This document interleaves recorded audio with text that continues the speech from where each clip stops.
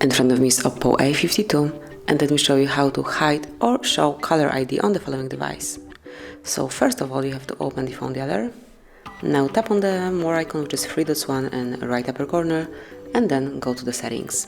Now click on call and accounts, go to carrier call settings, and here mark additional settings. And now just pick the SIM card that you would like to hide or show this number to. In my case, it is the first one. Click on owner's number, and here you can smoothly hide it. So we just pick hide or show number, it's up to you, whichever mode you would like to apply. This is how it works. So once you enter show number, your number will be displayed always in outgoing calls. If you will pick hide, it will never be shown.